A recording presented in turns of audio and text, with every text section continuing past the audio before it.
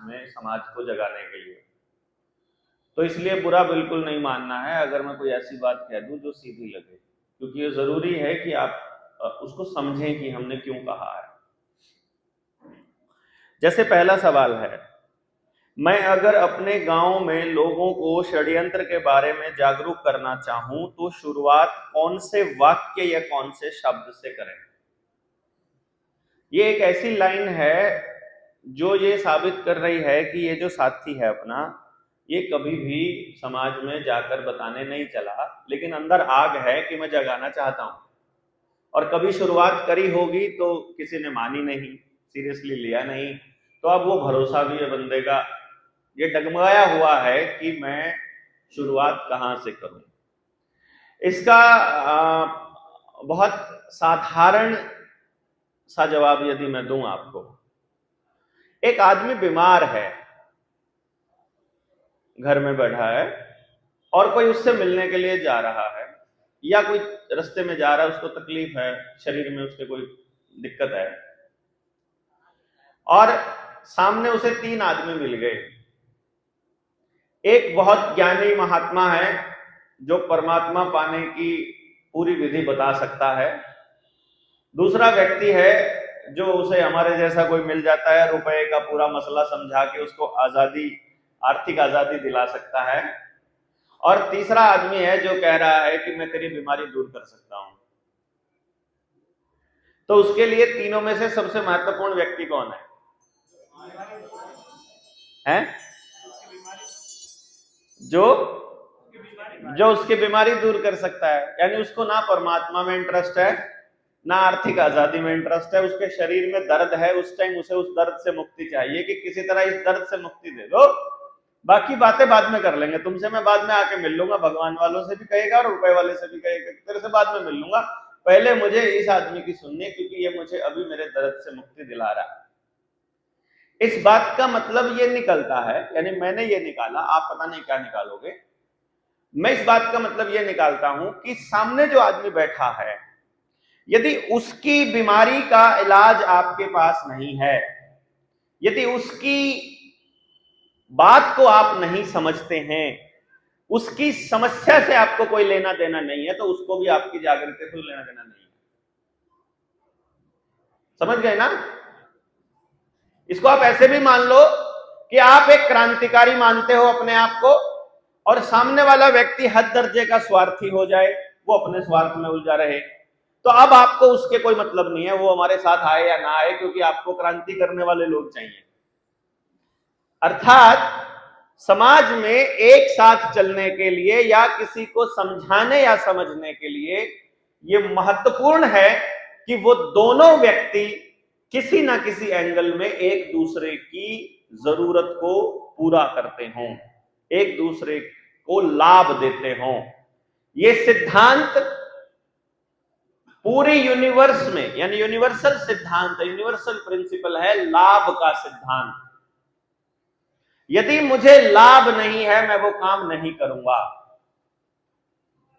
मैं भी अगर समाज के लिए, कुछ लोग कह देते हैं आप बड़े क्रांतिकारी हो, समाज जगाने चले हो, समाज के लिए आप इतना कर रहे हो, तो मैं बहुत स्पष्ट तरीके से कहता हूं, कोई व्यक्ति ऐसा नहीं होता जो निस्वार्थ काम करता हो, उसका अपना कोई ना कोई स्वार्थ उसमें निहित होता ही होता है।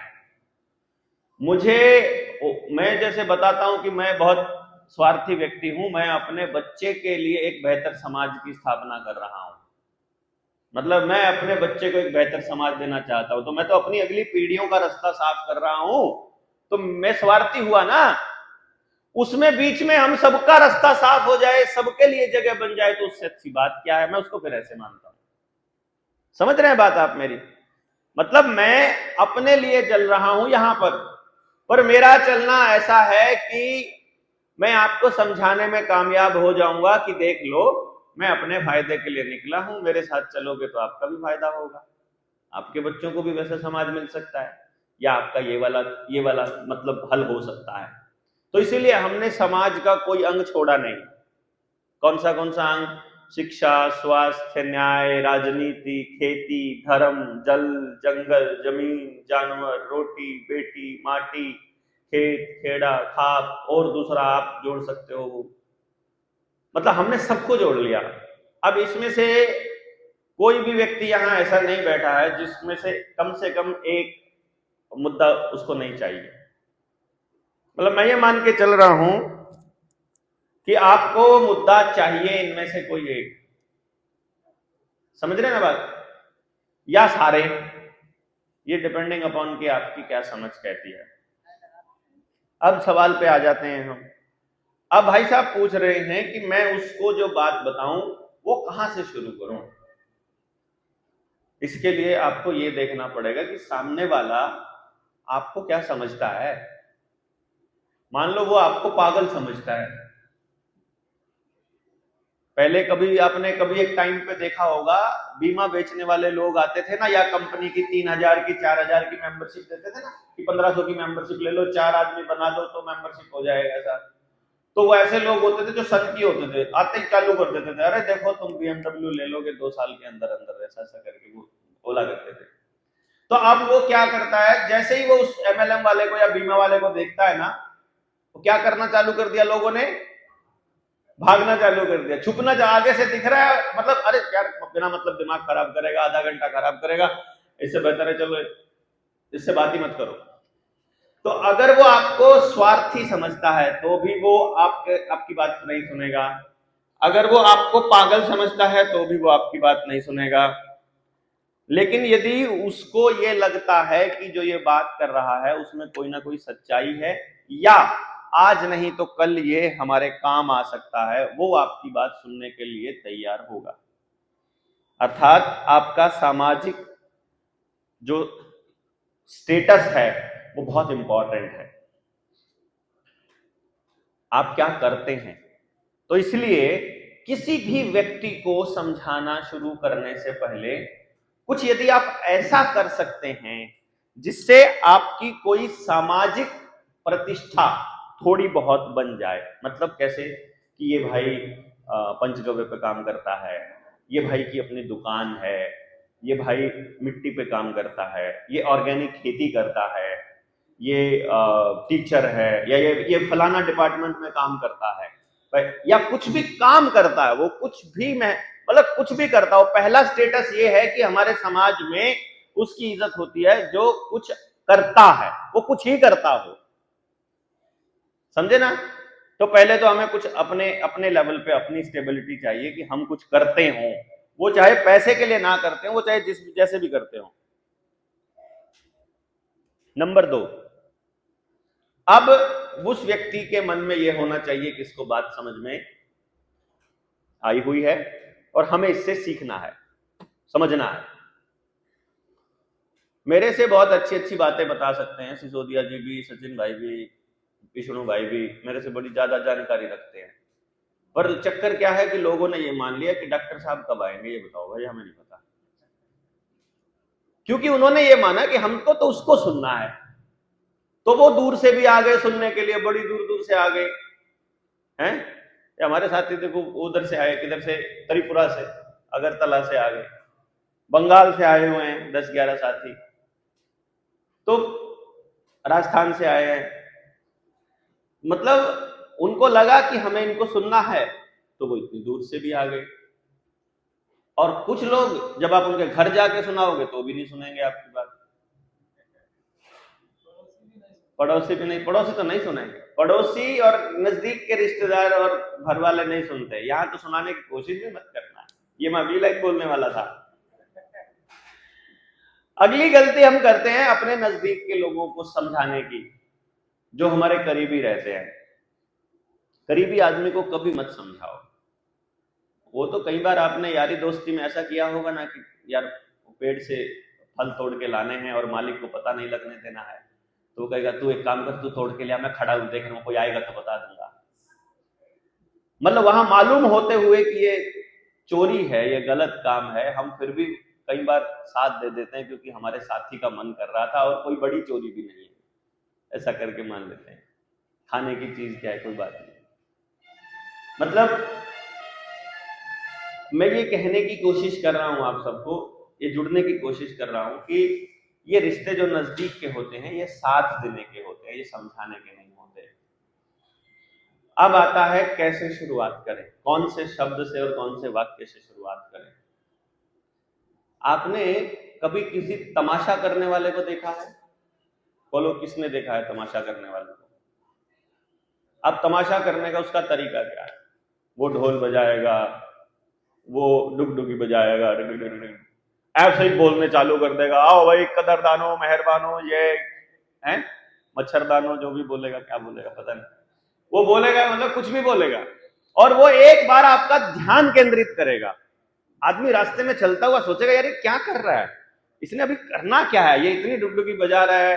पास में अगर बंदर हुआ तो देख लेगा कि इसका मतलब ये बंदर बंदरिया का खेल दिखाएगा। पास में कोई रस्सी बंधी होगी तो बोलेगा कि ये रस्सी पे कोई बच्चा चल के दिखाएगा या बंदा कुछ चल के दिखाएगा करतब, या कुछ और नहीं है तो आदमी ढूंढेगा कि क्या है, और वो इंतजार करेगा। होता है ना ऐसा? मतलब हमारे साथी ऐसे हैं कि अगर शोर हो रहा हो तो वो होती है ना अर्थ रिमूवर, वो जेसीबी होती है, खोद रही होती है, उसको देखने के लिए आधा घंटा लगा देंगे, देखते रहेंगे खड़े खड़े कैसे कैसे कैसे कैसे लेके आती है, कैसे डाल रही है ये ट्रॉली में। मतलब एक बार ध्यान आकर्षण हो जाए, ये पहला स्टेप है।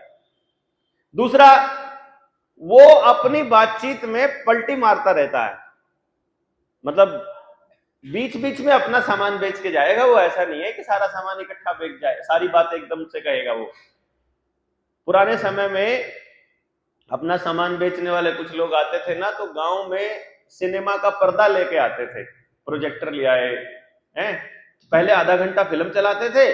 फिल्म देखने के चक्कर में जब गांव वाले इकट्ठे हो जाते रात को, फिर अपना भाषण पहले देते थे 15 मिनट की, ये फिल्म आगे कंटिन्यू करेंगे, पहले हमारी बात सुन लो। अब लोग बैठे, उन्होंने सोचा यार फिल्म बिल्कुल मजे की थी, अब देख के जानी है, पूरी करके जानी है, तो आधा घंटा इनको झेल लेते हैं। दिमाग लगाने की पोजीशन में थे ही, अगला बंदे ने अपनी बात भेज दी, और वो अपनी बात कह करके, अपना सामान बेच करके, लोगों के नंबर नोट करके, लोगों से कह करके, और वो फिर निकल लेता, और फिल्म अपना देख के अब अपने घर, वो अपने घर, लेकिन वो अपना काम कर गया। मतलब यहां जो दूसरा नियम चलता है वो अटेंशन का चलता है, कि आप का ध्यान वहां तक है कि नहीं।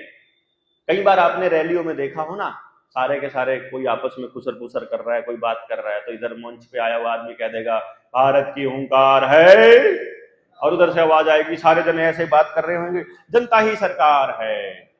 तो वो जनता ही सरकार है, ध्यान ध्यान आ गया, अब सबका ध्यान ऊपर हो गया, अब बात चालू कर दो।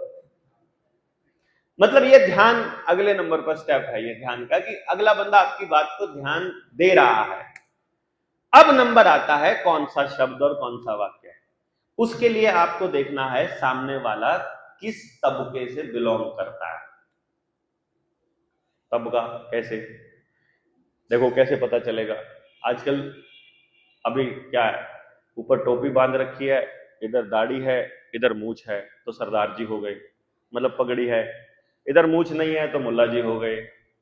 इधर टीका लगा है तो कोई हिंदूवादी हो गया है, कोई ये कोई राइट विंग का आदमी होगा, कोई दूसरे टाइप का, मतलब वो इधर ये किसी किसी खास रंग का अगर डाला हुआ है तो पता चल गया ये तो उनका है? खास तरह के कपड़े या खास तरह का कुछ अपने आप को बताने के लिए कि मैं किस तबके से बिलोंग करता हूं, या तो वो बताएगा। नहीं करता हूं तो आपका वो जानकार है, आप उस गांव से हो तो आपको मालूम है कि ये कौन से तबके से है, ये किसान है, व्यापारी है, सरकारी नौकर है, प्राइवेट नौकरी करता है, मजदूरी करता है, या मतलब ड्राइवर है कि क्या करता है।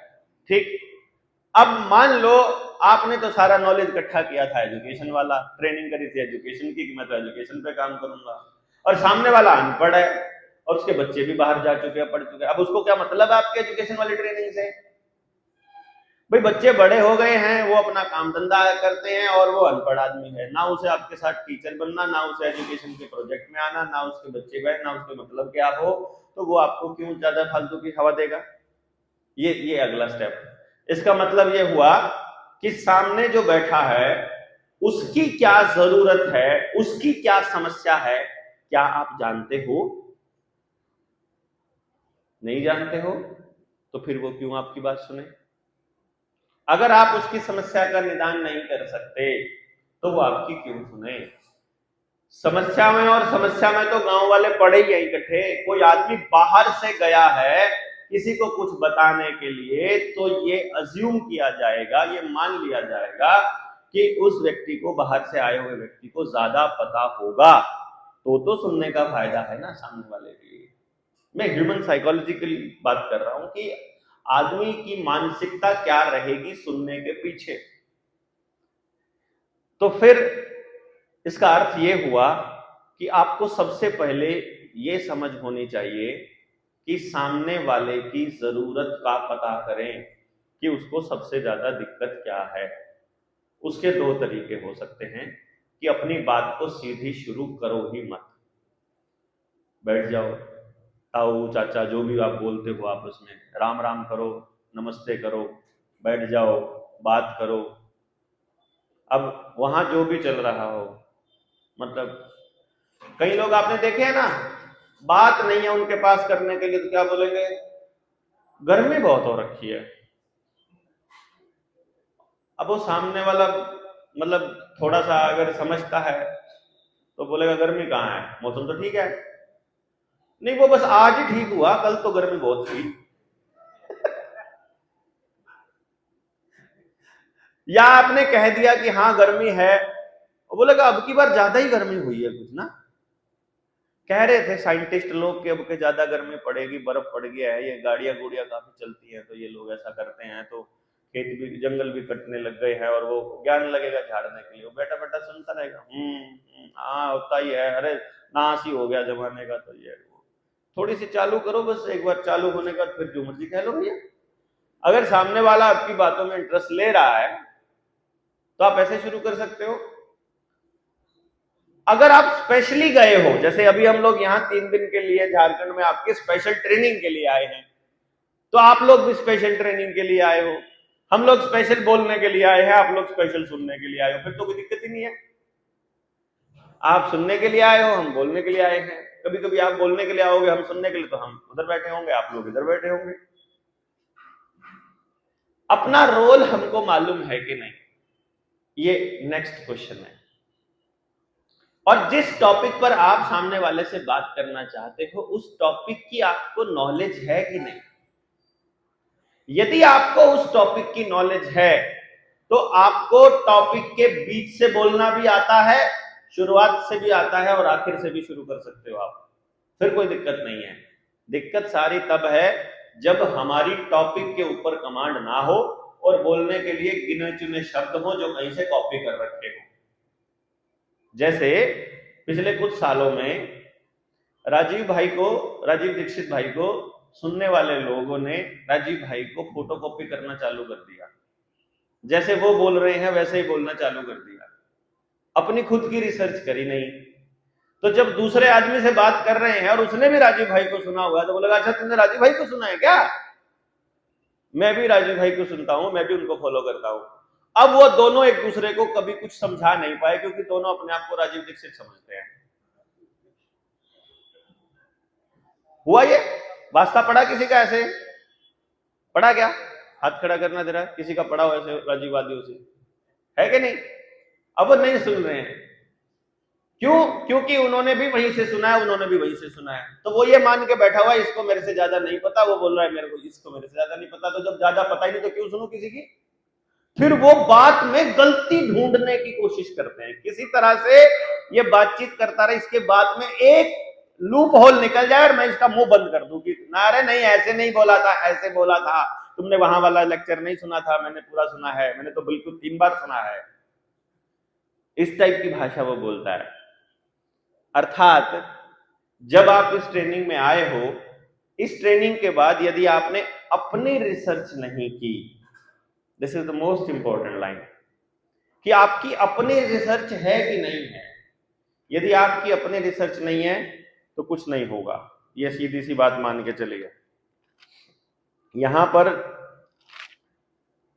जितने भी लोग बैठे हैं उनको यह स्पष्ट होना चाहिए कि किसी को भी समझाने के लिए, किसी से भी जुड़ने के लिए सबसे महत्वपूर्ण चीज है कि वो विचार आपके होने चाहिए, वो शब्द आपके होने चाहिए, वो वाक्य आपका होना चाहिए और आप उस पर भरोसा करते हुए होने चाहिए। क्योंकि सुनने वाला आदमी आपकी बॉडी लैंग्वेज देखता है, वो देखता है कि इसने ये कॉपी किया हुआ है या ये सच में इस बात को अंदर तक मानता है। यदि वो अंदर तक मानता है तो बोलना अंदर से आएगा, और यदि वो अंदर तक नहीं मानता है तो सिर्फ जबान से आएगा। तो बात जबान से आ रही है कि अंदर से आ रही है, वो सामने वाले ने अगर महसूस कर ली तो कनेक्शन बनाना आसान है। फिर आप बात कहीं से शुरू कीजिए, कोई बात कीजिए, आप जुड़ जाओगे, कोई दिक्कत नहीं। आपने बड़े बड़े मंच देखे होंगे, कितना बड़ा ऐसे चालू करते हैं वो, सम्मान के योग्य बैठे मेरे क्रांतिकारी साथियों, इस कार्यक्रम के आयोजक भाई विष्णुदेव गुराई, फिर विष्णु से नंबर लेंगे किस किस भाई ने इसमें योगदान दे रखा, वो नाम तो सारों का नाम पढ़ेंगे, आदरणीय फलाना ढिमकाना, आदरणीय फलाना, सम्माननीय, ये इनका सम्मान, ये वो सम्मान, इतना करके सबको इतना करके वो पहले अभिवादन करते हैं। वो पर्पस किसी तरह से ये इसी बहाने जुड़ जाएं। और यदि आपके अंदर से आवाज आ रही है तो फिर कोई आदमी सीधा ही बात चालू कर देता है, क्योंकि वो जुड़ा हुआ है पहले से ही, उसे जुड़ने के लिए शब्दों की आवश्यकता ही नहीं है कि नहीं? मतलब ये इसलिए भी है कि आपको फॉर्मेलिटीज के अंदर जाना है कि सीधा कनेक्ट होना है। सीधा कनेक्ट होने के लिए आप जो भी कहो बस अंदर से कहो। यहां इसलिए हमारी पहली जो सलाह है आपकी कि किसी को समझाने के लिए जब आप जाएं तो ओरिजिनल रहिएगा। ओरिजिनल मतलब कोई मिलावट या बनावट जितनी कम होगी उतना अच्छा रहेगा, उतना बेहतर रहेगा। हो सकता है फिर आपको समझ थोड़ी भी होगी ना, चीजों की ज्ञान की कम भी होगी, तो जब सचमुच आप ओरिजिनल रहेंगे तो आपको इस बात का खतरा नहीं रहेगा कि मैं रिजेक्ट कर दिया गया, क्योंकि तब आपको ये मालूम होगा मुझे पता ही नहीं था बात का, तो ठीक ही बात हुई भाई, इसका मतलब मैं पता करके आऊंगा, पहले बात पता करूंगा, पहले नॉलेज लूंगा, तभी मैं सामने वाले को नॉलेज दूंगा। तो ये रहेगा। गांव-गांव में महिला समिति बन रही है कर्ज देने के नाम पर, क्या यह 100% गलत है या इसमें कुछ सही है? क्या ये बंद होनी चाहिए? देखिए, समाज क्या करेगा क्या नहीं करेगा, बंद करेगा या और खुलवाएगा, ये तो तय करेगा समाज। लेकिन पहले हमें बतानी है एक बात, हमको समाज को एक बात कहनी है, समाज तय कर ले उसके बाद कि क्या सही क्या गलत। उन्होंने एक बताया आपको एक बात, जैसे कल हमने बिजली के ऊपर लंबी चर्चा करी, आज हम महिला के ऊपर चर्चा कर लेते हैं, ठीक है? मतलब क्योंकि महिला एक बड़ा मुद्दा है। फेमिनिस्ट जो हैं महिला बराबरी के नाम पर बहुत नौटंकी करते हैं और महिलाओं का उत्थान करने का बड़ा बात करते हैं, महिलाओं की बुरी हालत है ऐसा बताते हैं, ऐसा बोलते हैं कि आदमी जो पुरुष प्रधान समाज है उसमें पुरुषों की चलती है, ऐसा बताते हैं। मैंने वो समय देखा है, मुझे नहीं पता आप में से किस किस ने देखा होगा, जिसने देखा होगा वो हाथ खड़ा करेंगे। अब मैंने वो समय देखा है जब मेरे घर में जितना भी पैसा आता था तो मेरे दादाजी मेरी दादी के हाथ में दिया करते थे, ला करके बाहर से कुछ भी लाना होता था और वो तय करती थी कि वो कहाँ रखना है। देखा है आपने ये हालत? मम्मी पापा या दादा ने देखा हो, मेरे पिताजी भी ऐसा, मेरे पिताजी तो अपने भाइयों को देते थे, लेकिन यहां पर मेरे दादाजी के केस में मैंने देखा है, आपने देखा है ना, इसका मतलब आपके परिवारों में ऐसा हुआ है। घर में खाने का क्या आएगा, क्या बनेगा, लड़की को शादी में कितना देना है, जेवर कितने होंगे, कपड़े कितने होंगे, किस तरह के होंगे, किस तरह से शादी, किस किस को बुलाना होगा, बुआ को कितना देना, फूफा को कितना देना और क्या देना, ये सब महिला तय करेगी, आदमी बिल्कुल इंटरफेयर नहीं करेगा। ये किस किस ने देखा है?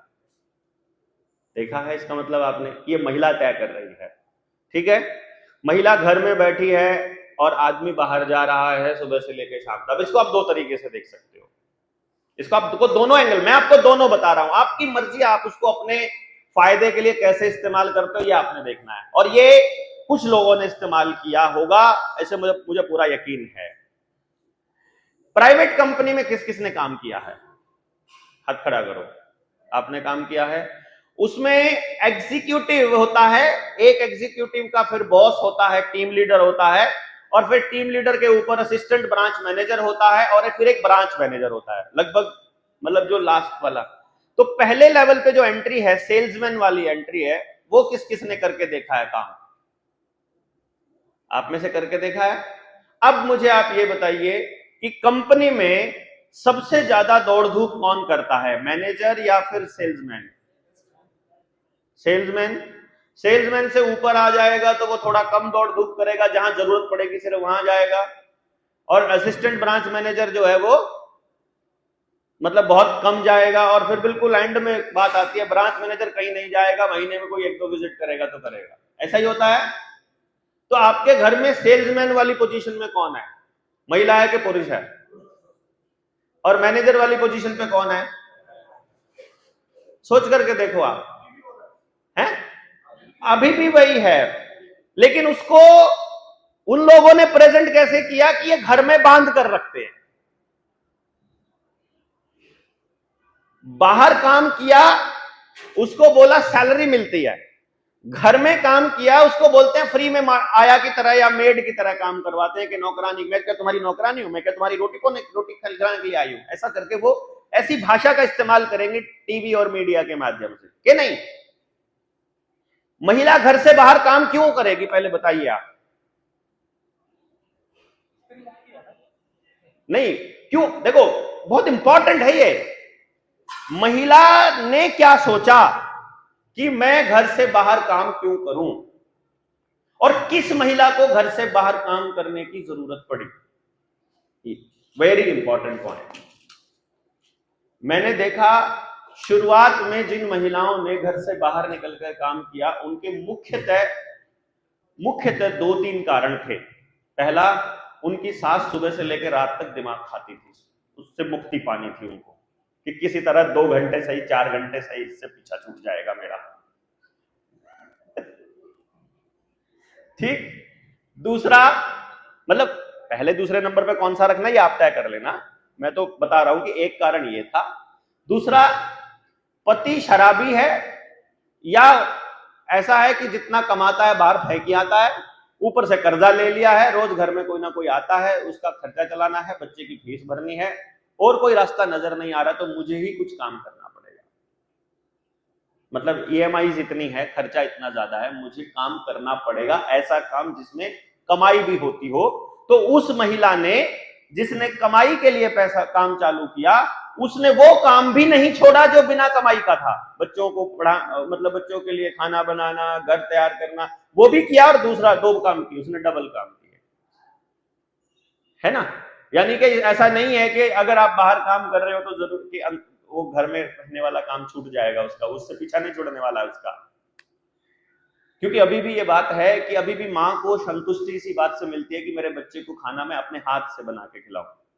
मतलब जिन भी घरों में थोड़े संस्कार बचे हुए हैं, कितना ही अमीर घर हो, कितने ही पैसे वाला घर हो, कितना ही बड़ा हो, मां कोशिश ये करेगी कम से कम बच्चे को तो अपने हाथ से खिलाऊं मैं। मां नौकर के हाथ का खाना खिलाने नहीं देगी किसी को, क्योंकि वहीं से जुड़ने का एक रास्ता बनता है। ऐसा महिला को पता है कि परिवार को जोड़ने का एक रास्ता है ये रसोई। फिर और काम किसने किया? तीसरा काम करने वाली कौन थी? महिला। क्योंकि ये मेरे सामने, मैं साइकोलॉजी पे काम करता हूं, बच्चों की काउंसलिंग करता हूं, मेरे सामने ऐसे केस रेगुलर आते हैं जब किसी लड़की का कॉलेज जो है वो उसके शहर में कॉलेज है, वो जिस डिग्री में उसे दाखिला लेना है उसके शहर में कॉलेज है, उसके मम्मी पापा कह रहे हैं कि तुम यहाँ पर ले लो दाखिला, और वो कह रही है नहीं मुझे तो देहरादून लेना है, मुझे तो चंडीगढ़ लेना है, मुझे तो मुंबई लेना है, मुझे तो इस आर्ग्यूमेंट दे रही है कि वहां बहुत अच्छी पढ़ाई है। फिर जब मेरे पास आते हैं, फिर मुझे पढ़ाई की असलियत बताता हूं, तो फिर वो लड़की फिर अंदर ही अंदर मुझे बताती है मुझे अपनी माँ से पीछा छुड़ा के जाना है, ये सुबह से लेकर रात तक मेरे पीछे पड़ी रहती है।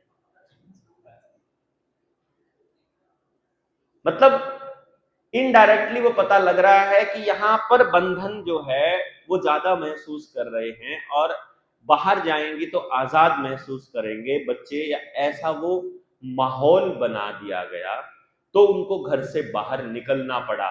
वरना मैनेजर काहे को अपने दफ्तर से बाहर निकलना चाहेगा भाई, जिसको अपना काम करना है। दूसरी बड़ी गड़बड़ हुई कि जब ज्वाइंट फैमिली से न्यूक्लियर फैमिली की तरफ आए तो ज्वाइंट फैमिली में एक महिला को एक हिस्से का काम करना होता था, लेकिन न्यूक्लियर फैमिली आते ही उसे सारे काम खुद करने पड़े। पहले अपनी चॉइस का काम वो ढूंढ लेती थी, तो करने पड़े। ठीक है। फिर मैंने एक वीडियो बनाई थी पहले कि घर में रहकर भी उसे काम करना है, बाहर भी उसे काम करना है। घर काम कर रही है वो अपने परिवार के सदस्यों के लिए, बाहर काम कर रही है वो कंपनी के लिए, बॉस के लिए। ज्यादा बेटर कौन सा है? बॉस के लिए काम करना, बाहर के लिए काम करना, या घर वालों के लिए काम करना? फिर जो महिला बाहर काम कर रही है वो सुबह निकल रही है, शाम को आ रही है, बसों में धक्के खा रही है, बसों में तरह तरह की मनचले और बेवकूफ किस्म के लोग मिलते हैं। समाज में जो इस टीवी के माध्यम से वीडियो और ये इंटरनेट से जो खराब मानसिकता के लोग हैं वो बहुत तरह, आपने देखा ही होगा ना, बसों में और रेलों में किस तरह के लोग मिलते होते हैं। तो उसमें वो ज्यादा टेंशन में रहेगी या फ्री माइंड रहेगी? वो उसको सुबह भागती है, लेट होने की जल्दी रहती है। दिन में बच्चे कहीं छुट्टी हो गई, आज बच्चे घर पे ही होंगे, लड़ रहे होंगे, खाना खाया होगा कि नहीं होगा, शाम को वापस घर भागने की जल्दी, घर भाग करके बच्चों को खाना खिलाने की जल्दी, फिर बस में उन हरामियों को भी टकराना है जो बिना मतलब के छेड़ने की फिराक में रहते हैं।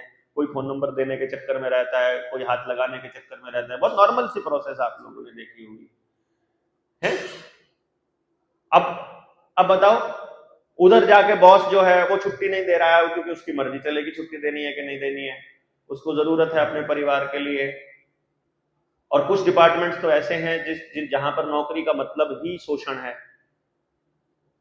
मतलब ये तो सबको, आपको नहीं पता है तो मतलब ऑनलाइन भी बोलने की जरूरत नहीं, वो फिर वो हमारे पीछे पड़ जाएंगे, मुर्दाबाद मुर्दाबाद की हमारे पूरे प्रोफेशन के ऊपर लगा रहा है ना। कुछ प्रोफेशंस के बारे में तो हमारे परिवार वालों को पता ही था कि भैया हमें इस प्रोफेशन में अपने बच्चे को, अपनी लड़की को खास तौर पर नहीं भेजना है। लड़की को क्यों नहीं भेजना है? वाई? लड़की ही इंपॉर्टेंट क्यों है? अगर देवी क्यों बोला लड़की को? जितनी पूजा कोई धरती माता की करता है ना, अगर कोई कबीलियाई बैठा हो यहाँ, अगर कोई आदिवासी बैठा हो जहां कबीले की प्रथा हो, और या पुराने वक्त की अगर देखी जाए, या कभी किसी टाइम का अगर पुराना इतिहास, कोई गौरवशाली इतिहास हो, तो आपको पता चलेगा कि लड़की तय करेगी कि उसने किसके साथ शादी तय करनी है, उसके घर वाले तय नहीं करेंगे। देखा है आपने स्वयंवर के बारे में और इन सब चीजों के बारे में आपने सुना होगा रीति रिवाज, कि लड़की तय करेगी कि उधर जो शादी के लायक जितने लड़के होंगे वो अपना, पहले जो लड़की होगी वो बताएगी कि या तो पहले ही पसंद कर ले, नहीं तो वो युद्ध होगा, या जो जीतेगा वो उसका वर बनेगा। ऐसा हो ना? क्यों?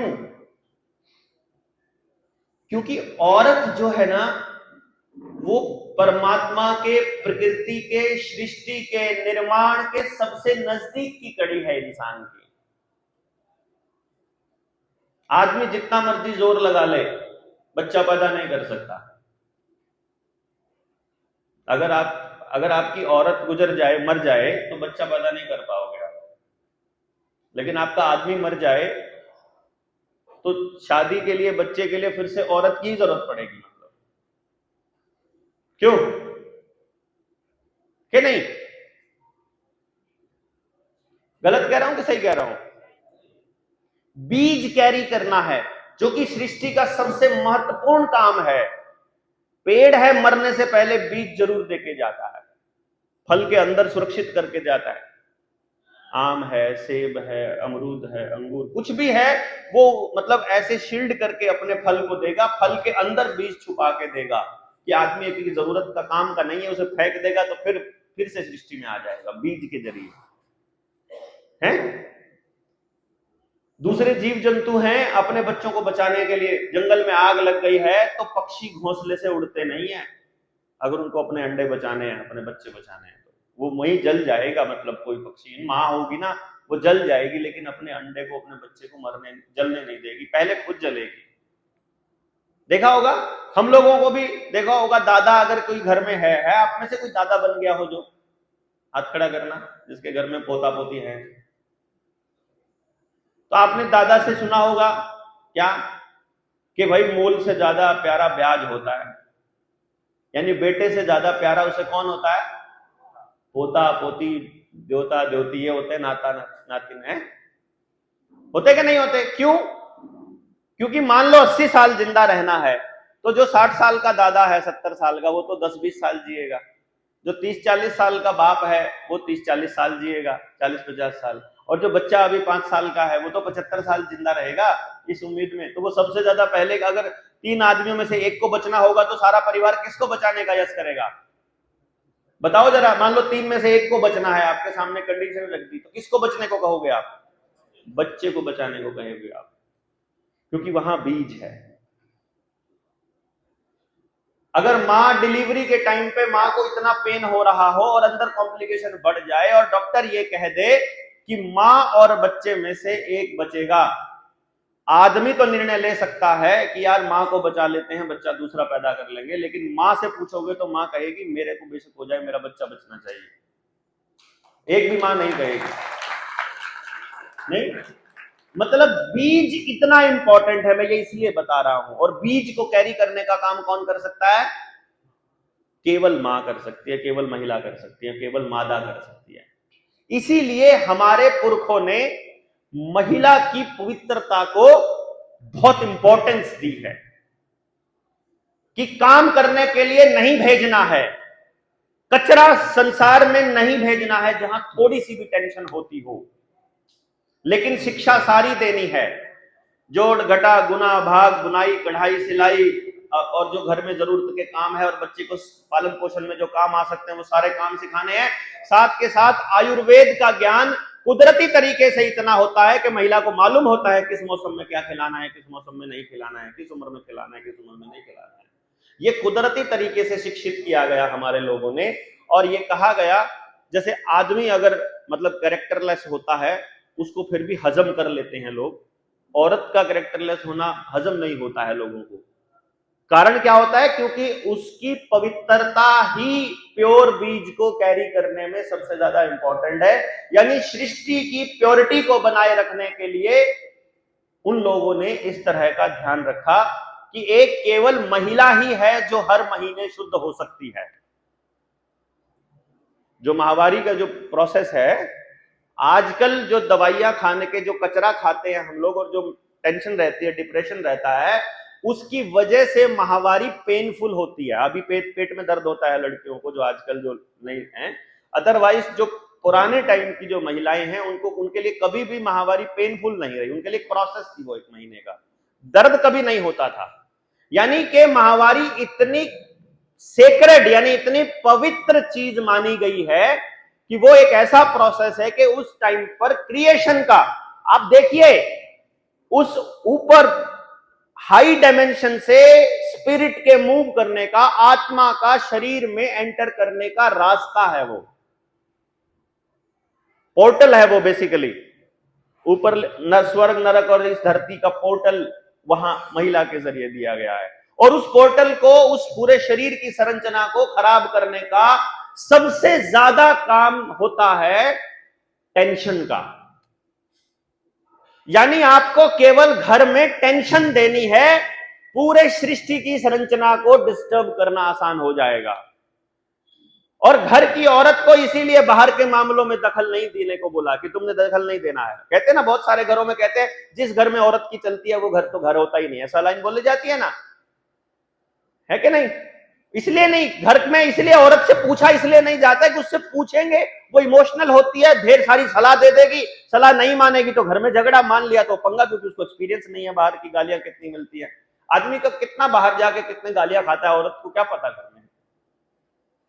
इसलिए वो औरत को नहीं बताते कि तुम अपने काम से काम रखो, ये बाहर की गंदगी को हम अपने आप धोते रहेंगे, वो सब चलता रहेगा, कोई दिक्कत नहीं है। आदमी इसलिए उसको बचता रहता था कि औरत से ज्यादा डिस्कशन नहीं करना, सिर्फ प्रेम प्यार, घर की बात, परिवार की बात, डंगरों की बात, खेत की बात ये कर लो, बाहर दुनियादारी की बात घर में ना करो।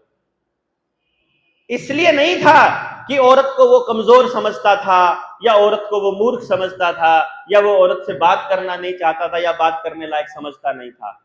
लेकिन नहीं, अब तुम्हारी लड़कियों को बाहर पढ़ने के लिए भेजेंगे, वो बाहर जाएगी, वहां जाएगी तो कॉलेज में देखेगी कि लड़के सिगरेट पी रहे हैं तो वो बोलेगी मैं क्या तुमसे कम हूं, हम भी पिएंगे। हैं, तुमको ही सारे उल्टे काम करने की आजादी क्यों है, हम भी करेंगे। तुम ही दारू क्यों पियोगे, हम भी पिएंगे। तुम ही क्यों घूमोगे, हम भी घूमेंगे। तुम क्यों दो दो लड़कियों के साथ घूमोगे, हम भी दो दो लड़कों के साथ घूमेंगे। फिर बराबरी तो ऐसे ही होगी। देखो, क्योंकि औरत को पवित्रता से गंदगी के लेवल पे आना पड़ेगा बराबरी करने के लिए। तो औरत का लेवल पहले इतना ऊंचा है और वो कह रही है मुझे आदमी के बराबर आना है, आदमी यहां खड़ा है, वो नीचे आना पड़ेगा, उसको अपना लेवल गिराना पड़ेगा आदमी की बराबरी करने के लिए, कि नहीं? फिर वो कहेगी गुटखा मैं भी खाऊंगी, दारू मैं भी पीऊंगी। भाई बराबरी के लिए तो सारे उल्टे ही काम है। आदमी तो जो कर रहा है बाहर, गालियां खाना, गालियां देना है और सेल्समैन की तरह काम करना। वो कहती है ना ना मैनेजर नहीं रहना, मुझे सेल्समैन बनना है, मुझे भी नौकरी करनी है, मुझे नौकर बनना है। तुम्हें घर का मालिक बनाया था, तुम नौकर बनने के लिए दौड़ चली, कि नहीं? समझ आ रही मेरी बात? मैं इसे क्यों इतनी लंबी घुमा के लाया हूं बात को, क्योंकि अब अंत में उन्होंने देखा कि नौकरी भी हर महिला नहीं कर सकती, इसलिए हर महिला को टेंशन नहीं दी जा सकती, हर महिला को उस डिप्रेशन के लेवल पर नहीं लेके जा सकता। तो फिर हर महिला को कैसे जोड़े? ये काम करते हैं, महिला उत्थान के नाम पर सबको लोन दे डालते हैं। अब लोन दे दिया, सोचो जरा कमाल की बात देखो, आदमी की जो लोन है, कैपेसिटी है, आदमी जो लोन देगा वो तो कमा के तनख्वाह में से या बिजनेस में से दे देगा। औरत तो कोई ऐसा काम कर ही नहीं रही है जिससे उसे कमाना पड़ता हो, तो उसे तनख्वाह कितनी देनी पड़ेगी? ओ सॉरी, उसकी जो इंस्टॉलमेंट है वो कब देनी पड़ेगी? आदमी को इंस्टॉलमेंट कब देनी पड़ती है? महीने में ना। औरत को कब देनी पड़ती है? हफ्ते में, 15 दिन में, 10 दिन में। यानी कि उस पूरे 30 दिन में से उसकी माहवारी का जो भी समय आ रहा हो, उसके आसपास उसकी इंस्टॉलमेंट देने का समय भी पक्का आएगा ही आएगा। यानी वो जो टेंशन वाला समय है वो उसकी माहवारी के समय होगा। तो हर महिला को टेंशन दे करके उसको सृष्टि से दूर करना, प्रकृति के से दूर करना, परिवार से दूर करना, परिवार का सत्यानाश करना मुख्य काम है सेल्फ हेल्प ग्रुप का। स्वयं सहायता समूह के नाम पर जो गांव में समिति बन रही है, इसके नाम पर महिलाओं को बर्बाद करना लक्ष्य है उद्योगपतियों का, सरकारों का। क्योंकि वो कह रहे हैं अब आदमी या बच्चा पैदा करने के लिए औरत की कोख की जरूरत नहीं है, अब मशीन में बच्चे पैदा किए जा सकते हैं। अब आर्टिफिशियल वूम्ब जो है हमने बना लिया है, अब एआई वाला वूम्ब बना लिया है, गर्भाशय बना लिया है, अब औरत की आवश्यकता नहीं है। तो अब औरत अगर ये कहे कि लड़की कहे कि मुझे लड़का बनना है तो बन जाओ, कोई दिक्कत नहीं है।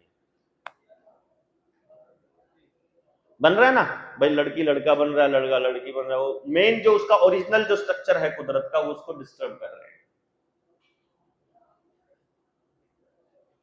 अब कोई इसको सही कहेगा, कोई इसे गलत कहेगा, और मैं इसे फिर वहीं पे लेके जाऊंगा कि आपको ये बताना है मुझे कि भाई ये लड़का लड़की वाला लिंग परिवर्तन बढ़िया है क्या, एलजीबीटीक्यू वाला जो सिस्टम है ये अच्छा है क्या, या ये जो सिस्टम इन्होंने चालू किया है आर्टिफिशियल वोम का और ये बीज को खराब करने का, चाहे खेत का बीज है, चाहे डंगरों का है, पशुओं का है, चाहे इंसान का है, तो क्या ये बढ़िया है?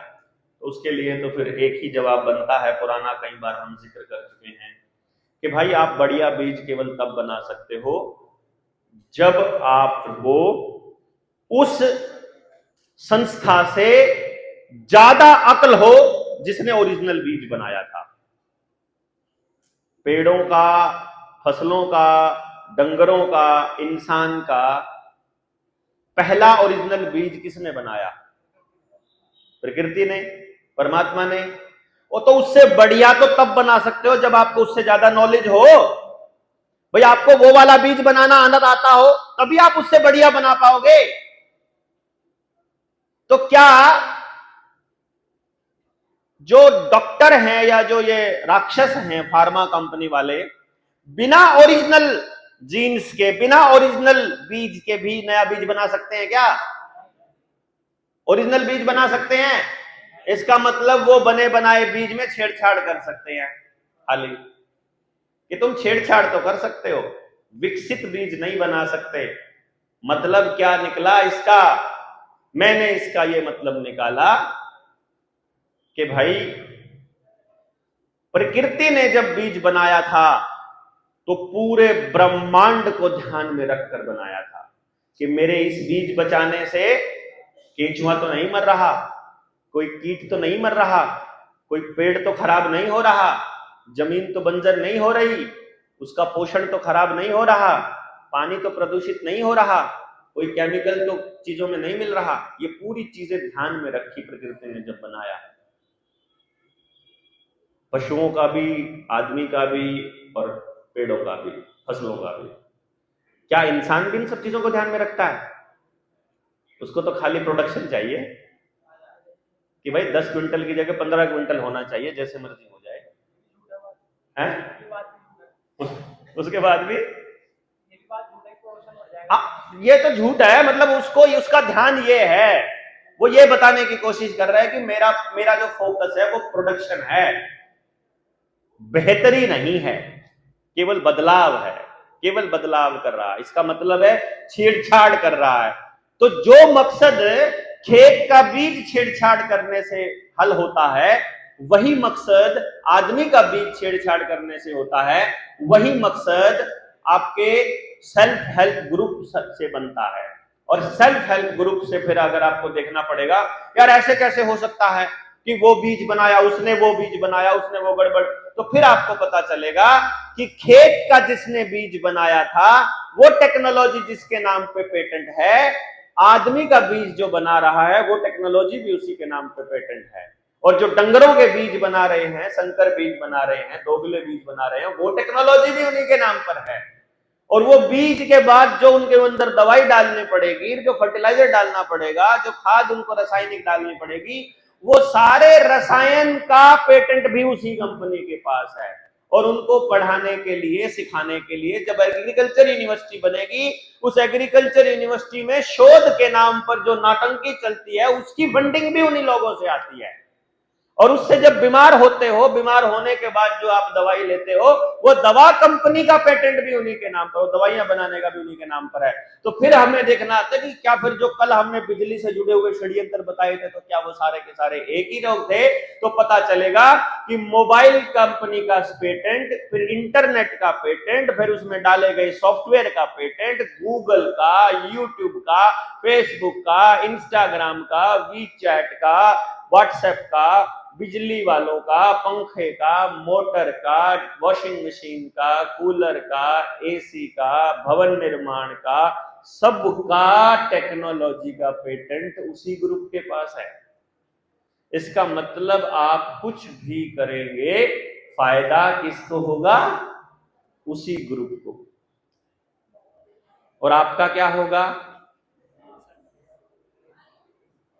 सर्वनाश या सत्यानाश? एक ही बात है। परिवार टूटेगा अलग, डिप्रेशन आएगा अलग, बीमारियां होंगी अलग, है कि नहीं? फिर आ गया जी अगला सवाल। बहुत है इतना? कही गया यार, सवाल पूछ लिया, गलती कर ली आपने। हर व्यक्ति को अपने अधिकार जानने के लिए कौन सी सरल भाषा की किताब चाहिए? भाई सरल बोल के गलती कर दिया आपने।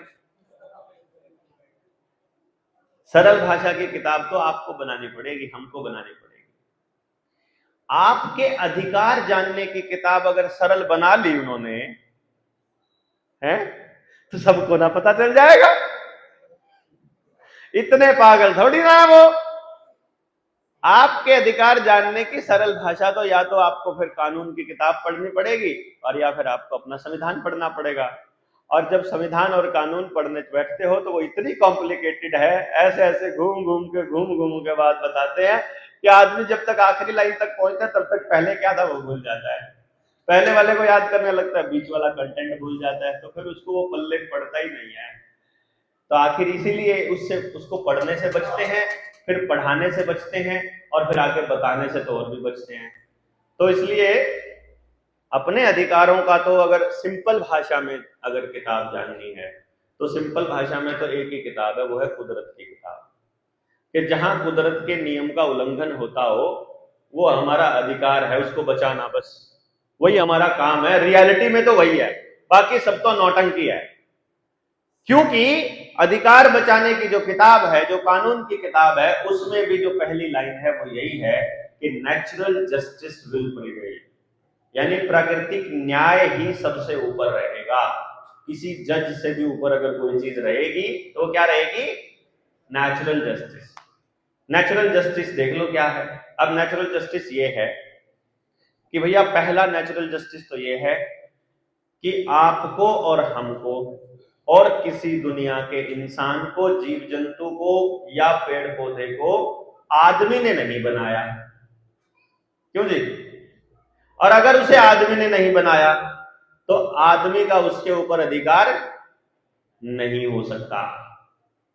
समझ गए? तो इसका ये पहला लाइन तो ये हो गया कि आदमी आदमी को नहीं बता सकता कि तुमने क्या करना चाहिए क्या नहीं करना चाहिए। हाँ, मेरे कुछ करने से, मेरे किसी अधिकार का एक्सेस करने से आपके अधिकार का हनन होता है तो गड़बड़ हो जाएगी। भाई जैसे मुझे अधिकार मिला कि मैं पूरी धरती पर जहां चाहूं वहां विचरण कर सकता हूं। आगे से एक आदमी आ रहा है और मैं जाके उसके आगे खड़ा हो जाऊं और मैं बोलूं कि मैं तो जहां चाहूं वहां जा सकता हूं। वो इधर सर के मैं भी इधर सरक लूं, वो इधर सर के मैं भी उधर सरक लूं। वो बोले यार तू क्या कर रहा है? मैं कहा मैं जहां मर्जी जा सकता हूं। तो अब वो बोल सकता है कि तुम तो जहां मर्जी जा सकते हो, लेकिन तुम्हारा इस तरह से जहां मर्जी जाना मेरे जहां मर्जी जाने को रोक रहा है। तो फिर तुम्हें अपने मूवमेंट में इतना बदलाव करना पड़ेगा कि मैं जहां मर्जी जाना चाहूं वहां तुम मुझे जाने दो, और जहां तुम जाना चाहो मुझे जाने दो। फिर हम एक रास्ता बना लेते हैं कि तुम लेफ्ट से चलने लग जाओ, मैं राइट से, इधर से चलने लग जाऊं। कि इधर जाने वाला इधर से चले जाओ, इधर जाने वाला इधर से, नहीं तो दोनों इधर से जाएंगे तो गड़बड़, दोनों इधर जाए तो कोई इधर उधर जाएगा तो गड़बड़। तो हमने नियम बना लिया कि चलो ऐसा करते हैं कि हम म्यूचुअल रहने के लिए नियम बना लेते हैं। उन नियमों को बाद में नोटिफिकेशन जारी कर देते हैं, नोटिफिकेशन को बाद में जुर्माना लगा देते हैं कि तुमने रेड लाइट क्रॉस कर दी थी इसलिए तुम दो 1000 रुपए। बनाया था नियम हमने ठीक ठाक रहने के लिए, उन्होंने थोप दिया हमको फाइन ठोकने के लिए। उसने कहा कि भाई तुम जैसे मर्जी जिंदा रह सकते हो, कोई दिक्कत नहीं है, लेकिन तुमको हेलमेट पहनना चाहिए, सिर बचाना है। सब लोगों ने कहा भाई बात बिल्कुल ठीक कह रहे हैं नेताजी, हेलमेट तो पहनना चाहिए। तो एक काम कर लेते हैं, नियम बना लेते हैं कि हेलमेट पहनकर चलना चाहिए। हाँ, नियम बना लेते हैं कि हेलमेट पहनकर चलना चाहिए। तो पहली पीढ़ी कहती है हेलमेट पहनकर चलना चाहिए, अगली पीढ़ी को पता चलता है कि ये तो उधर तो नेताजी ने जुर्माना ठोक दिया कि हेलमेट नहीं पहनोगे तो 1000 रुपए का जुर्माना ही लग जाएगा, घर पे छुट्टी आ जाएगी। अरे भैया सिर मेरा है, मेरा फूटे टूटे मरूं जीऊं, तुम्हें क्या दिक्कत हो रही है? तुम्हें टेंशन काहे को हो रही है मेरे हेलमेट ना पहनने से? देखो कमाल की बात, समझे बात को?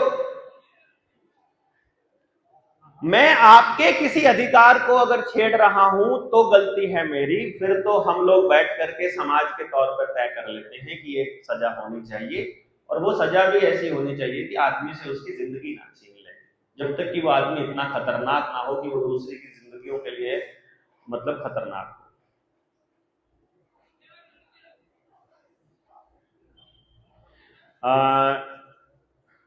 आप अभी आए हैं क्या जिसने ये दिया? अभी आए हैं क्या आप? अब तो सुबह बात नहीं हुई रुपए वाले मसले पे? तो जो समझ नहीं आया वो सवाल पूछिए ना। शामिल नहीं हो पाए? हाँ तो फिर आप अकेले हो ना जो शामिल नहीं हो, इस पे बात हो चुकी है। तो रुपए पे तो बात हो चुकी ना। हाँ कोई बात नहीं, कर लेंगे बात। ऐसे असल में क्या है कि इसीलिए हम 3 दिन रखते हैं कि तीनों दिन हम रुके, है कि नहीं? वो ताकि हमको, हम सारे के सारे, जैसे भाई ने लिखा है कि भाई लोन के मुद्दे पे बात कीजिए, बहुत सारे लोग फंसे हुए हैं जिसकी वजह से घर जमीन बिक रहा है। आप समझ रही है इस बात को? भाई पहले ये बताओ कि जो हम शुरू में बात किया था, हमारी जिम्मेदारी है आपके घर बचाने की, आपकी जिम्मेदारी भी है समाज बचाने की। टू बी फ्रैंक, हम सारे अलग अलग मुद्दों पे इसलिए बोल रहे हैं ना कि भैया जिसका जो इंटरेस्ट बन रहा है उसको उस मुद्दे पर चलना है। हम तुम्हारे मुद्दे पर तुम्हारे साथ तब आएंगे जब तुम हमारे मुद्दे पर हमारे साथ आओगे, तभी बनता है ना। तब तो हमारी ताकत बनती है 100 गुना। और 10 आदमी एक मुद्दे के, 10 आदमी एक मुद्दे के, एक आदमी एजुकेशन पे है, वो बोलता है कि मैं हेल्थ वाले पे तुम्हारे साथ नहीं आऊंगा, हेल्थ वाला बोल रहा है मैं राजनीति वाले में तुम्हारे साथ नहीं आऊंगा, गड़बड़ हो जाएगी ना। आदमी तो वही है हमारे पास, तो फिर वो केवल अपने अपने मुद्दों पे बात करेंगे तो गड़बड़ होगी। हमको सबके मुद्दों को समझना पड़ेगा। अगर आपको ये लग रहा है कि जो मैंने बोला है अपने अधिकार एक्सेस करने वाली बात, ये आपके लोन के मुद्दे से जुड़ी नहीं है, तो इसका मतलब अभी हम मोर्चे को समझे नहीं। ये प्रकाश भाई ना आपका नाम? तो प्रकाश भाई, इसका मतलब है आप मोर्चे को समझे ही नहीं। भाई हमने आपको ये कहा है, यहीं पे तो आ रहे हैं अधिकारों पे, जब हम आते हैं रुपए वाले मसले पर भी तो आपका अधिकार ही बताते हैं ना हम। और क्योंकि हम सुबह कर चुके हैं, लेकिन हम धीरे धीरे आएगा आगे रुपए, अब रुपए वाले मसले भी आ रहे हैं लास्ट में ना, तो उसमें भी आएगा। तो अभी 2 दिन है अपने पास, काहे को चिंता करते हो? मतलब आज का आधा दिन पड़ा है, कल का भी आधा दिन पड़ा है, तो कल तक चर्चा होगी। हम यहाँ जो व्यक्ति आए हैं इनके सवाल पहले आ चुके हैं, ये हम कोशिश यही करेंगे कि जो यहाँ आए हैं उम्मीद करके कि हमें अपनी बात का, अपने सवाल का जवाब मिले, तो सबको मिल जाए, तो आपको भी मिलेगा, ऐसी उम्मीद हम कर रहे हैं। ऐसा क्या करें जिससे लोगों को कोर्ट कचहरी और थाना ना जाना पड़े? बताओ भाई क्या करें? कोर्ट कचहरी थाने पे ताला लगा दो, वहां भर्ती होना बंद हो जाओ, नहीं जाना पड़ेगा, बात खत्म। लेकिन हर समस्या को समाधान गांव के लोग ही आपस में मिल बैठकर कर लें। अब अगर इस बात को आपने समझ लिया लोन वालों ने, और अगर पूरा गांव मिलकर फैसला लेने लग जाए, तो क्या किसी का घर नीलाम हो सकता है? हो सकता है क्या? बैंक वालों की या पुलिस वालों की औकात है गांव में आ जाएगा? मतलब ही नहीं है। तो ये वाला सवाल भी लोन वालों से जुड़ा हुआ है। अगला क्वेश्चन है, बीमारी ठीक करने के लिए पैसा खर्च करते हैं, पर ऐसा क्या करें कि बीमार ही ना पड़े? भाई आप लोगों को, बहुत से लोगों को सरकार की बात इसलिए माननी पड़ती है क्योंकि आयुष्मान कार्ड बनवाना पड़ रहा है। आयुष्मान कार्ड जो है वो इसलिए बनवाना पड़ता है क्योंकि आपको लगता है कहीं बीमार ना पड़ जाए, और आयुष्मान कार्ड बनवाने के चक्कर में आपको आधार कार्ड बनवाना पड़ता है, और आधार कार्ड आपकी सारी प्रॉपर्टियों के साथ जुड़ा हुआ है, तो आपकी प्रॉपर्टी नीलाम होने से कोई नहीं रोक सकता। तो क्या बीमार ना होना आपके लोन वाले मसले से अलग है? घूम के वहीं जा रहा है ना। यानी कि आपकी जमीन नीलाम होने में आयुष्मान कार्ड वाले का भी रोल है। This is very important part. अब कैसे मैं बताता हूं, देखिएगा। पहला पार्ट है, ऐसा क्या करें कि कोर्ट कचहरी और थाना ना जाना पड़े। आप में से किस किस का वास्ता पड़ा है पुलिस वालों से? हाथ ऊपर ही रखना जब तक मैं ना बोलूं, हाथ ऊपर रखना। अब वो जना हाथ नीचे कर लो जिसको न्याय मिल गया हो थाने से। न्याय मिल गया हो, न्याय नहीं मिला, किसी को ही नहीं मिला है, हाथ नीचे करो फिर। और ये पूरे देश से पूछोगे तो किसी को न्याय नहीं मिला। लेकिन बेचारे जाते किस लिए हैं? या तो उनको उम्मीद है कि न्याय मिलेगा, चलो अभी तक नहीं मिला आगे मिल जाएगा, या फिर उनके पास कोई दूसरी व्यवस्था नहीं। दूसरी व्यवस्था कौन सी? गांव में अपनी पंचायत। अब वो क्यों नहीं है पंचायत की व्यवस्था? अच्छा, थाने में गए थे, थाने में रिपोर्ट लिखवा दी, लेकिन न्याय जो है या फिर फैसला जो है वो पंचायत के माध्यम से हुआ और हमने थाने में दिया तब जाके निपटारा हुआ। ऐसे कौन से लोग हैं? ऐसे कितने लोग हैं कि थाने में निपटारा भी पंचायत के ही माध्यम से हुआ कि बैठ के सुलह कर लो भाई तुम और हमें लिख के दे देना। हाँ जी, सारे लगभग वही लोग होंगे, थोड़े बहुत कम है जिनका भी चल रहा है मुकदमा कोर्ट में, वो अलग कहानी है।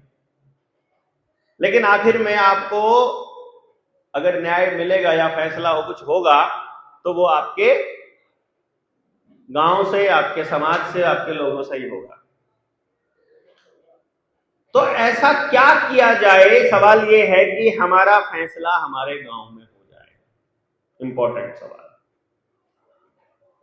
मुझे ऐसा लगता है कि पहले तो हम लोगों को ये तय करना पड़ेगा कि हमको उन लोगों के साथ उस पंचायत में रहना भी है कि नहीं रहना है।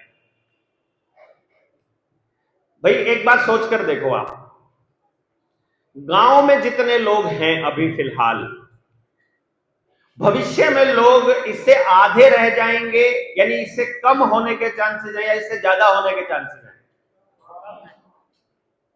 कम होने के चांसेस हैं, मतलब शिफ्ट होने की वजह से। पलायन छोड़ दो, पलायन नहीं, वहीं रहना। हम ये मान के चलें कि कोई पलायन नहीं कर रहा है, एक भी आदमी पलायन नहीं कर रहा है, तो भविष्य में ज्यादा हो रहे हैं कि कम? क्योंकि पलायन होकर के वहां बढ़ जाएगा, दूसरी जगह बढ़ेगा। तो अभी हम पलायन भी रोक सकते हैं ना इस माध्यम से, जो बात मैं कहने जा रहा हूं। कल वहां जब हम बैठे थे शाम को सेशन के बाद नीचे बैठे, तब कौन कौन था जो डिस्कशन में शामिल था? हाथ खड़ा करो। ये लोग शामिल थे। अगर हम रात वाली बात को इंप्लीमेंट कर देते हैं, कुछ चांसेस हैं कि परिवार समाज एक दूसरे से जुड़ना चालू करेगा? किस किस को यकीन है? हाथ खड़ा करो। सारों को यकीन है।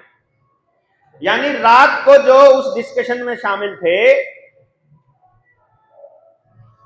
आपने बोलना है कुछ? आपने? आजा फिर, आओ आओ आओ, यहां बैठो।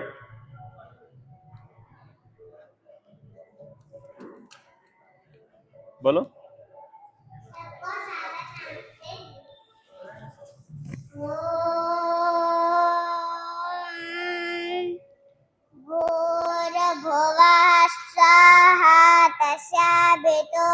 वरेण्यं भर्गो देवस्य धीमहि धियो यो नः प्रचोदयात्। तूने हमें उत्पन्न किया, पालन कर रहा है तू, तुझसे ही पाते प्राण हम, दुखियों के कष्ट हरता है तू। तेरा महान तेज है छाया हुआ सविस्तार, सृष्टि की वस्तु में तू हो रहा है विद्यमान। तेरा ही धरते ध्यान हम, मांगते तेरी दया, ईश्वर हमारी बुद्धि को श्रेष्ठ मार्ग पर चला, ईश्वर हमारी बुद्धि को श्रेष्ठ मार्ग पर चला।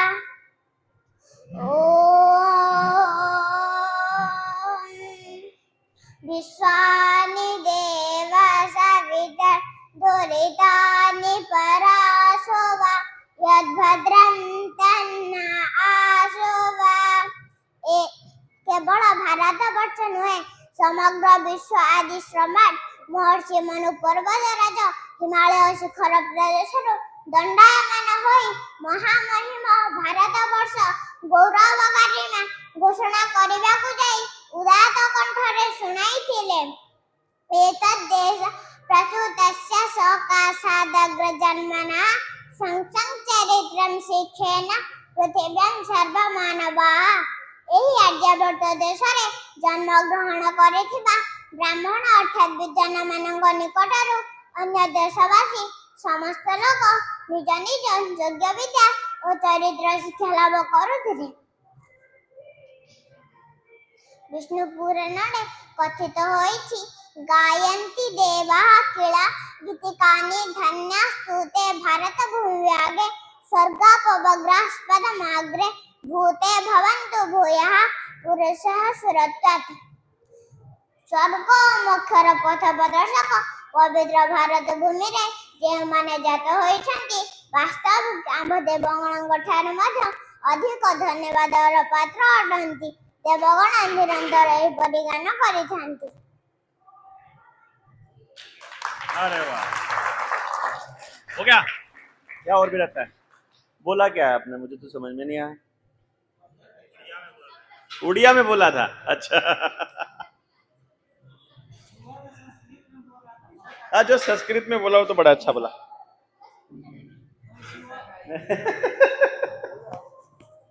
चलो कोई नहीं। देखा, अब थोड़े दिनों में फिर एक दिन इस बच्चे को मोबाइल मिल जाएगा।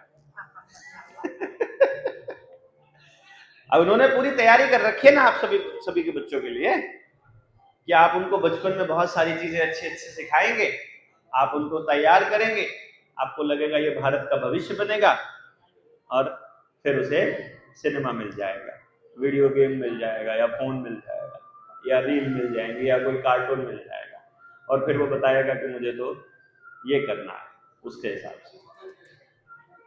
अब इससे बचने का क्या तरीका है? ये भी वहीं आता है। हमारे घर नीलाम होना से बचना है, वो भी वहीं आता है। और दूसरे जो मसले हैं वो भी वहीं आते हैं। उससे बचने का क्या तरीका है? उससे बचने का एक ही तरीका बचता है, समाज। और समाज इकट्ठा कब होगा? जब समाज को एक दूसरे की जरूरत होगी।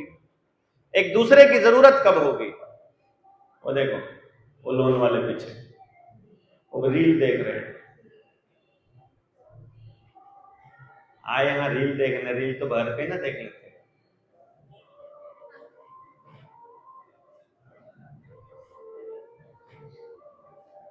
हैं। समाज एक दूसरे का पूरक कब बनेगा? जब एक दूसरे की जरूरत होगी। और एक दूसरे की जरूरत हम लोगों को पता कैसे चलेगी कि हमको एक दूसरे की जरूरत है?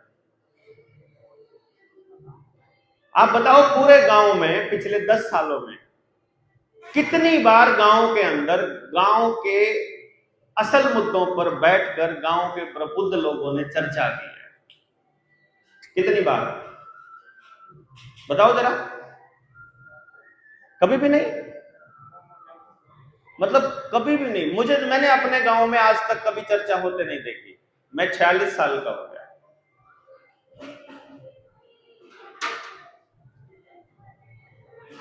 और आप तो हमसे ज्यादा उम्र के हैं। कितनी उम्र है आपकी?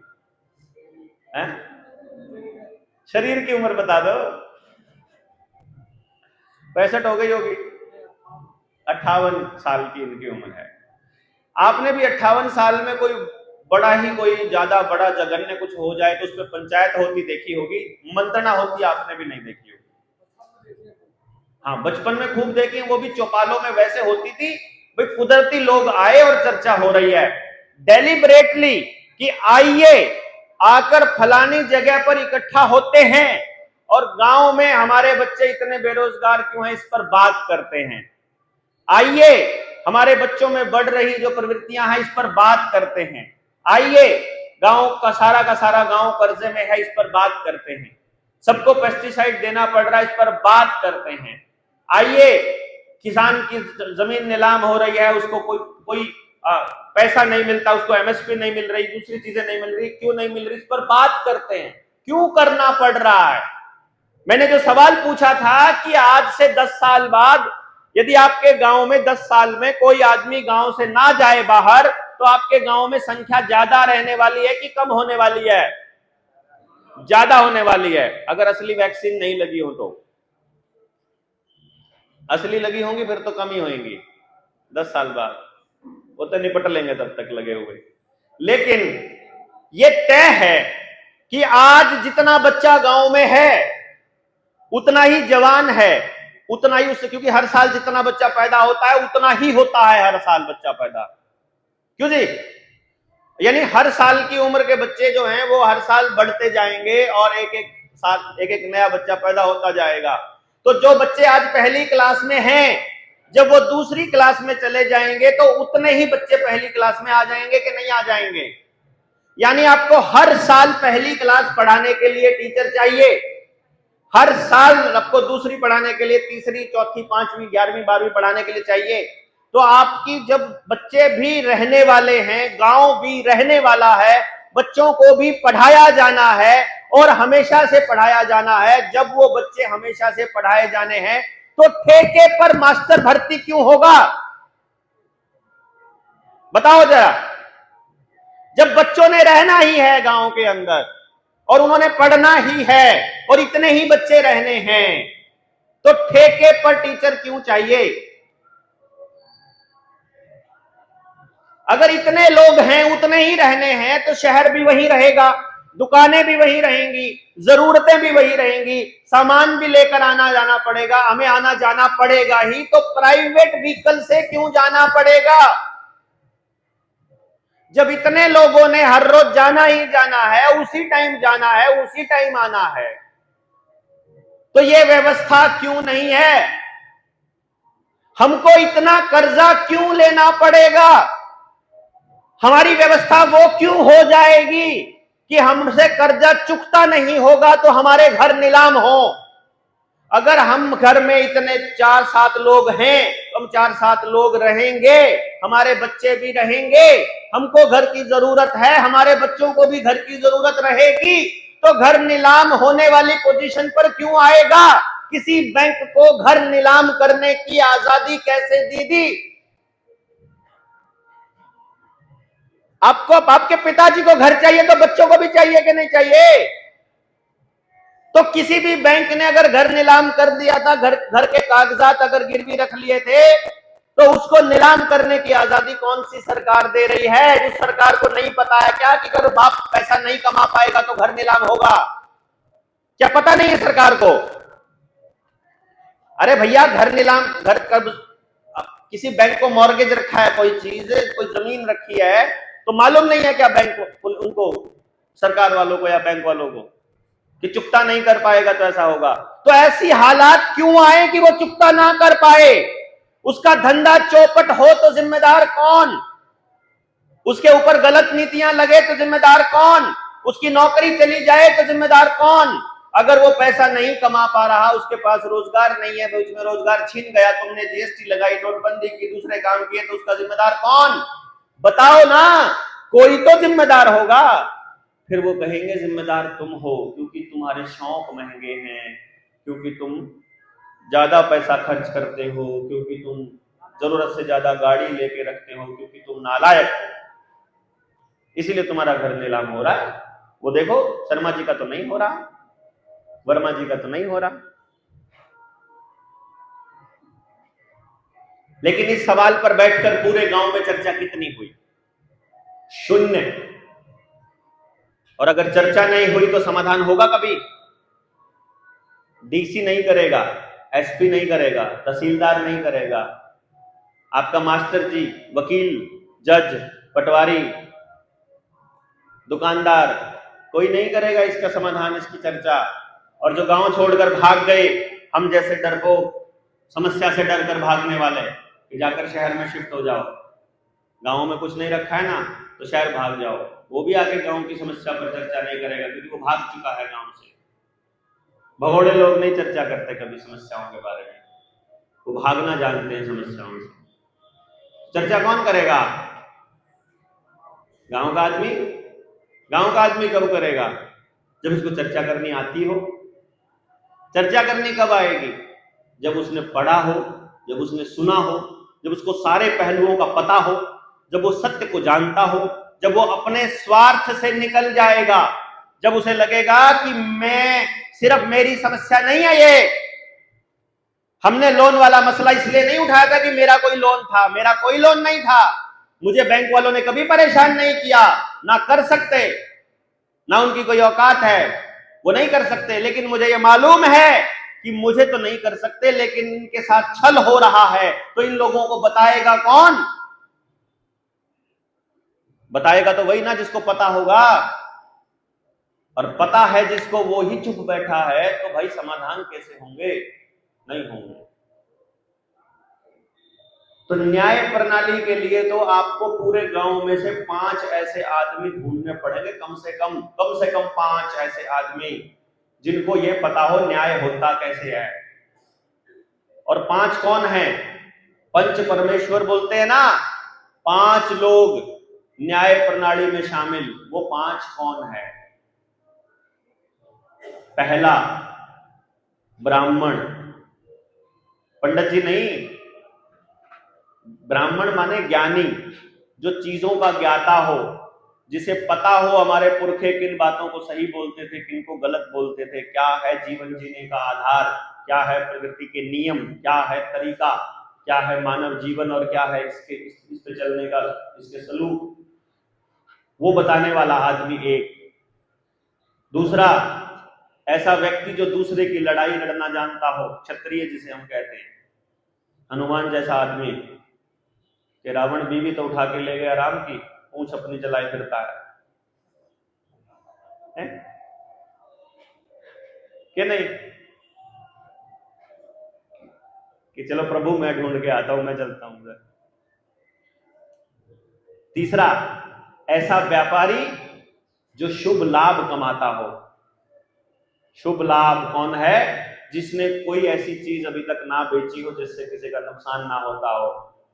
केमिकल वाला ना कुछ बेचता हो, पैकेट वाला कुछ ना बेचता हो, खुद अपने हाथ से बनाता हो, शुद्ध प्रकृति के नियमों का उल्लंघन ना करता हो, शुभ लाभ कमाने वाला वैश्य, व्यापारी। और चौथा, अपने हाथ से काम करने वाला कारीगर, जिसे शूद्र कहेंगे।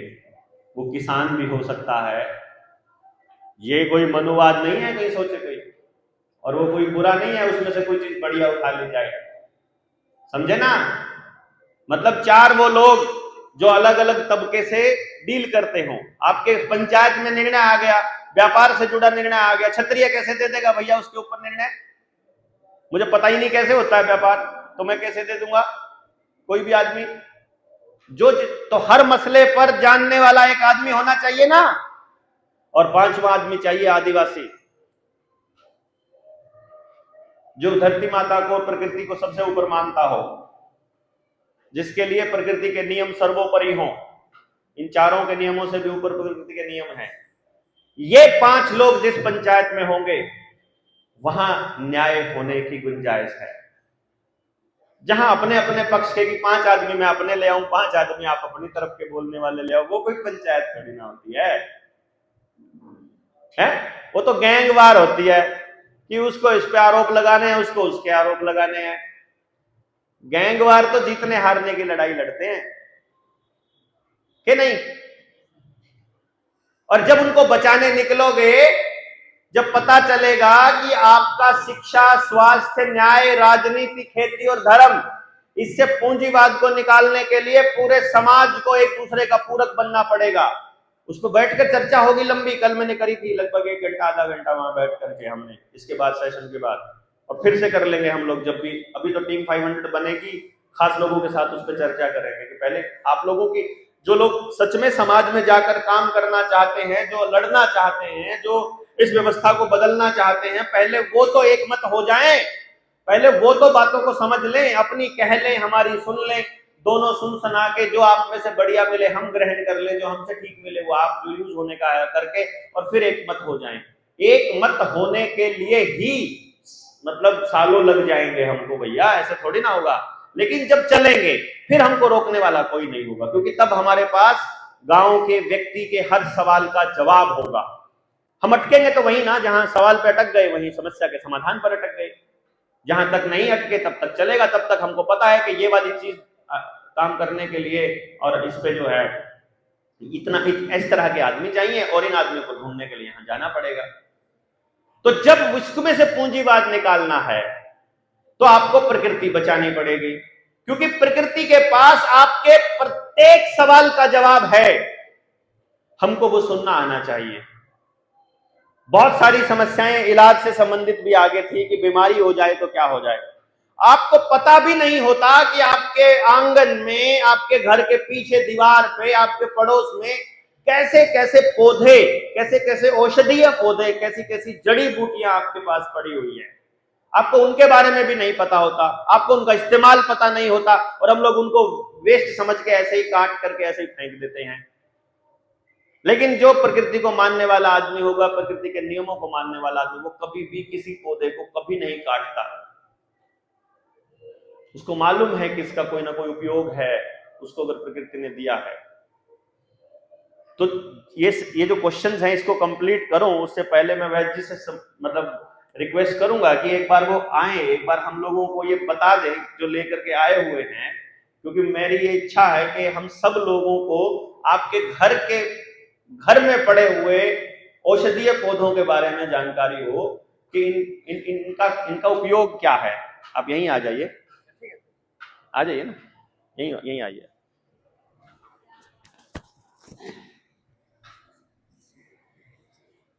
पीछे से हो जाइए, पीछे होकर बैठना पड़ेगा, या यहीं पे बैठोगे, यहीं बैठोगे तो यहीं बैठ जाओ। चलिए,